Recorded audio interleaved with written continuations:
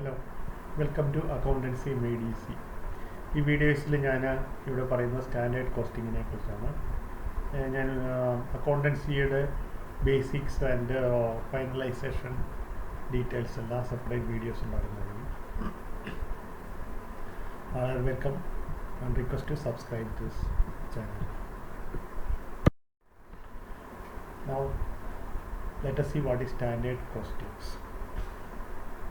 Standard costing is nothing but a predetermined cost of manufacturing a single unit or a batch of product. This is fixed based on some benchmark. These standards are developed for materials, labor, overheads. Standard cost. അപ്പോൾ ഇതിനകത്ത് തന്നെയുണ്ട് അതിൻ്റെ definition. Standard fixed. ഏത് കാര്യത്തിനും നമുക്കൊരു standard ഉണ്ടാകും, basic standards ഉണ്ടാകും. അതുപോലെ ഒരു ബേസിക് സ്റ്റാൻഡേർഡ് കോസ്റ്റിങ്ങിനകത്ത് ഫിക്സ് ചെയ്യുന്നതാണ് സ്റ്റാൻഡേർഡ് കോസ്റ്റിംഗ് എന്ന് പറയുന്നത്. It is nothing but A pre determined cost of manufacturing. Products എല്ലാം മാനുഫാക്ചർ ചെയ്യുമ്പോൾ ചിലപ്പോൾ ഇൻഡിവിജ്വൽ പ്രോഡക്ട്സ് ഉണ്ടാവും, അല്ലെങ്കിൽ ബാച്ച് ഓഫ് പ്രോഡക്ട്സ് ആയിരിക്കും ഉണ്ടാകുന്നത്. ഇങ്ങനെയൊക്കെ ഉള്ളതിന് ഒരു സ്റ്റാൻഡേർഡ് റേറ്റ് ഉണ്ടാകും. ഒരു particular quantity of raw materials എല്ലാം യൂസ് ചെയ്താൽ അതിനുണ്ടാകുന്ന ആക്ച്വൽ കോസ്റ്റ് എന്ത് വരും, ഏത് വേരിയേഷൻ. അപ്പോൾ അങ്ങനെ വരുന്ന ആ ഫിക്സ് ചെയ്തിരിക്കുന്ന ഒരു ബേസിക് കോസ്റ്റാണ് ഇവിടെ സ്റ്റാൻഡേർഡ് കോസ്റ്റിംഗ് എന്ന് പറയുന്നത്. അത് ഫിക്സ് ചെയ്യുന്നതിൻ്റെ ബേസിക് ബെഞ്ച് മാർക്സ് എല്ലാം എടുക്കുന്നത് mainly material, labour and overheads expenses. ഇതിലാണ് ബേസിക്കായിട്ട് സ്റ്റാൻഡേർഡ് കോസ്റ്റിംഗ് ഫിക്സ് ചെയ്യുന്നത്. മെറ്റീരിയൽ, ഒരു പ്രോഡക്ട്സ് അല്ലെങ്കിൽ മാനുഫാക്ചർ ചെയ്യാൻ വേണ്ട മെറ്റീരിയൽസ് എന്തെല്ലാം, അതിൻ്റെ സ്റ്റാൻഡേർഡ് ക്വാണ്ടിറ്റി എന്തെല്ലാം, അതിൻ്റെ സ്റ്റാൻഡേർഡ് റേറ്റ് എല്ലാം എന്തെല്ലാം ഇത് ഫിക്സ് ചെയ്തിട്ട്. അതുപോലെ തന്നെ labour, particular quantity of material produce ചെയ്യാൻ how much labour is required. അതുപോലെ ഓവർഹെഡ്, മറ്റുള്ള expenses, overhead expenses means other expenses other than material and labour. ഇതാണ് സ്റ്റാൻഡേർഡ് കോസ്റ്റിംഗ് എന്ന് പറയുന്നത്. So, let us see the definition. Standard costing is defined as the preparation and use of standard cost, their comparison with actual cost, and the analysis of variances to their causes and points of incidence. Standard costing definition എന്ന് പറഞ്ഞാൽ preparation and use of standard cost. ആദ്യമായിട്ട് standard cost prepare ചെയ്യും. ആ standard cost നമ്മുടെ production കോസ്റ്റിനകത്ത് അല്ലെങ്കിൽ manufacturing കോസ്റ്റിനകത്തേക്ക് apply ചെയ്യും. എന്നിട്ടത് actual കോസ്റ്റുമായിട്ട് compare ചെയ്യും. പിന്നെ ആക്ച്വൽ കോസ്റ്റുമായിട്ട് കമ്പയർ ചെയ്തിട്ട് then will analyse the variances. Actual കോസ്റ്റും സ്റ്റാൻഡേർഡ് കോസ്റ്റുമായിട്ട് വേരിയൻസ് ഉണ്ടാകാൻ നിറയെ ചാൻസ് ഉണ്ട്. അപ്പോൾ അങ്ങനെ വേരിയൻസസ് വരുമ്പോൾ ആ വേരിയൻസസിനെ നമ്മൾ അനലൈസ് ചെയ്യുന്നു. അത് എന്തുകൊണ്ട് അങ്ങനെ വേരിയൻസസ് സംഭവിച്ചു, വ്യത്യാസങ്ങൾ എന്തുകൊണ്ട് വന്നിരിക്കുന്നു, പ്രോഡക്റ്റിൻ്റെ മെറ്റീരിയലിലാണോ ലേബറിലാണോ ഇനി ഓവർഹെഡ് എക്സ്പെൻസിൽ വന്നാണോ, അത് പോസിറ്റീവും ആകാം നെഗറ്റീവും ആകാം. അങ്ങനെയാണ് സ്റ്റാൻഡേർഡ് കോസ്റ്റിംഗ് ഡിഫറൻഷ്യൽ ചെയ്യുന്നത്. Next let us understand in another way. The main ingredients for making bread is wheat, flour, water, milk, yeast, etc. Now the baker will be knowing very clearly the quantity required for all these items for making bread, and he knows clearly how many breads can be made. ഒരു example, നമ്മൾ തൊട്ടടുത്ത ബേക്കറിയിലേക്ക് നോക്കിയാൽ മതി. അവിടുത്തെ ബേക്കറിയിൽ bread ഉണ്ടാക്കി വെച്ചിട്ടുണ്ട്. അയാൾ അതിന് 30 rupees 35 rupees or 40 rupees what ever is fix. അയാൾ എങ്ങനെയാണ് ഫിക്സ് ചെയ്തേക്കുന്നത്?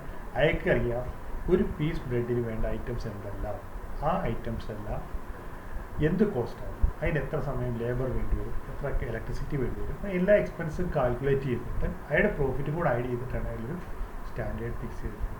അപ്പോൾ അങ്ങനെയാണ് ഒരു ബ്രെഡിന് അല്ലെങ്കിൽ ഒരു സെറ്റ് ഓഫ് ബ്രെഡ്സ്, ഒരു ബാച്ച് ഓഫ് ബ്രെഡ്, അതിന് എത്ര കോസ്റ്റ് ഉണ്ടാവുന്നത് ആ ബേക്കറിക്കാരനൊരു കണക്കുണ്ടാവും. അതിനാണ് അതിന് സ്റ്റാൻഡേർഡ് കോസ്റ്റ്.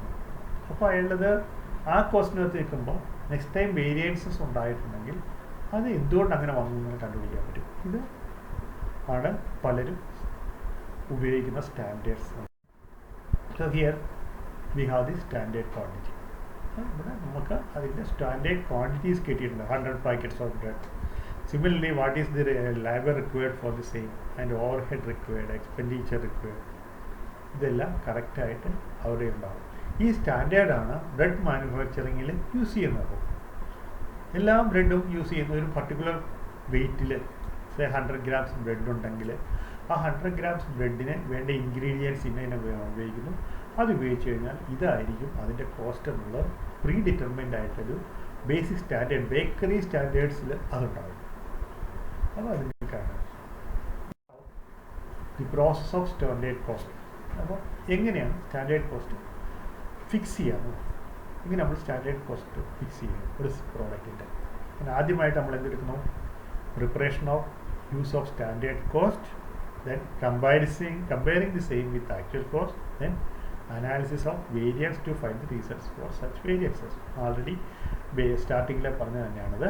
എന്തെടുക്കുന്നു, ആദ്യമേ ഒരു സ്റ്റാൻഡേർഡ് കോസ്റ്റ് ഫിക്സ് ചെയ്യുക, ദെൻ ആക്ച്വൽ കോസ്റ്റ് കണ്ടുപിടിക്കുക, അത് കഴിഞ്ഞിട്ട് വേരിയൻസസ് കണ്ടുപിടിച്ചിട്ട് ആ വേരിയൻസസിൻ്റെ റീസൺ എന്തെല്ലാം എന്നുള്ളത് നോക്കുക. In short, standard cost is predetermined cost. Standard cost എന്ന് പറയുന്നത് മുൻകൂട്ടി തയ്യാറാക്കി വെച്ചിരിക്കുന്ന ഒരു കോസ്റ്റാണ്, based on some standards, then during a specific period in the immediate future.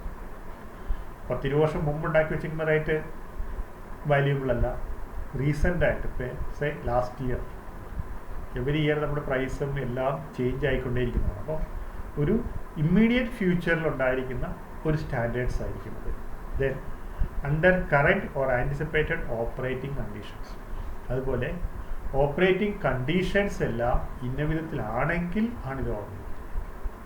ഇപ്പോൾ പ്രോഡക്റ്റ് ഇപ്പോൾ നിറയെ ഷോർട്ടേജസ് ഉള്ള ടൈമിലാണെങ്കിൽ പ്രോഡക്ട്സിൻ്റെ മെറ്റീരിയൽസിൻ്റെ എല്ലാം റേറ്റ് വളരെ കൂടുതലായിരിക്കും, ലേബർ കിട്ടാനില്ലെങ്കിൽ കൂടുതലായി. അപ്പോൾ അങ്ങനെയുള്ളൊരു കണ്ടീഷനല്ല, എല്ലാം ഫേവറബിൾ ആയൊരു കണ്ടീഷനിൽ ഒരു പ്രോഡക്റ്റ് ഉണ്ടാക്കാനുള്ള റേറ്റ് അതാണ് ഫിക്സ് ചെയ്യുന്നത്. So it is done for the purpose of cost control through analysis of actual data, measuring efficiencies, valuing inventories and setting standards. So അപ്പോൾ എന്തൊക്കെ ചെയ്യുന്നു, അത് നമുക്ക് കോസ്റ്റ് കൺട്രോളിന് ഉപയോഗിക്കാം. പിന്നെ അനാലിസിസ് ഓഫ് ആക്ച്വൽ ഡാറ്റ, ആക്ച്വലായിട്ട് എന്തെങ്കിലും ഡാറ്റ ഉണ്ടെങ്കിൽ ആ ഡാറ്റ നമ്മുടെ ബേസിക് ഡാറ്റ ഉണ്ട്, ആ ബേസിക് ഡാറ്റ അനലൈസ് ചെയ്യാൻ ഉപയോഗിക്കാം.